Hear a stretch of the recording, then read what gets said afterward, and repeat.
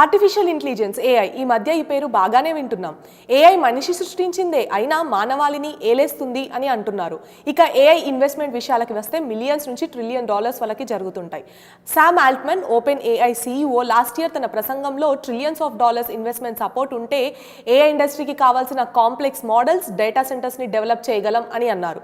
AI రావడం వల్ల కొన్ని సెక్టార్స్లో జాబ్స్ ఉండవని, ఏఐ వస్తే చాలా పనులు ఈజీగా అయిపోతాయని అంటుంటారు. ఇదంతా ఒక ట్రాక్లో నడుస్తుండగా డీప్సీక్ సడన్గా షాక్ ఇచ్చింది. డీప్సీక్ ఇది 1 year old Chinese startup company. అయితే ఈ డీప్సీక్ R1 అనే పేరుతో ChatGPT లాంటి ఒక ఏఐ మోడల్ని ప్రజెంట్ చేసింది.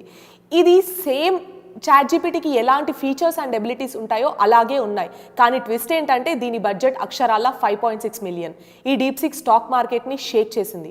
ఏఐ టెక్నాలజీ కోసం కోట్లాది డాలర్లు పెట్టిన కంపెనీల పరిస్థితి ఇక చెప్పక్కర్లేదు. యుఎస్ స్టాక్స్ మండే రోజు షార్ప్గా పడిపోయాయి. ఎన్విడియా అనే చిప్ మేకర్ కంపెనీ సుమారుగా $600 బిలియన్ లాస్ అయింది. మెటా, గూగుల్ లాంటి పెద్ద కంపెనీలు కూడా కన్ఫ్యూజన్లో ఉన్నారు. మార్క్ ఆండ్రిసన్ ఈయన ఒక tech investor and president Trump supporter కూడా. డీప్సీక్ తను ఎన్నడూ చూడని ఒక అమేజింగ్ అండ్ ఇంప్రెసివ్ క్రియేషన్ అని ట్వీట్ చేశారు. ట్రంప్ $500 బిలియన్ ఇన్వెస్ట్మెంట్ స్టార్గేట్కి ఏఐ డెవలప్మెంట్ కోసం ఎగ్జిక్యూటివ్ ఆర్డర్ని సైన్ చేశారు. దీన్ని బట్టి చూస్తే ఇన్వెస్ట్మెంట్స్ అన్ని వృధాయేనా అంటే ఇంకో ట్విస్ట్ ఉంది. తక్కువ బడ్జెట్లో చేసిన డీప్సీక్ ఇప్పుడు న్యూ యూజర్స్కి అవైలబుల్గా లేదు. Due to large scale malicious attacks on DeepSeek services registration is busy అన్న స్టేట్మెంట్ పాపప్ అవుతుంది. అసలు ఇది ఎప్పుడు యాక్టివేట్ అవుతుంది? యాక్టివేట్ అయితే అక్యురేట్ రిజల్ట్స్ ఇస్తుందా? Let's wait and see.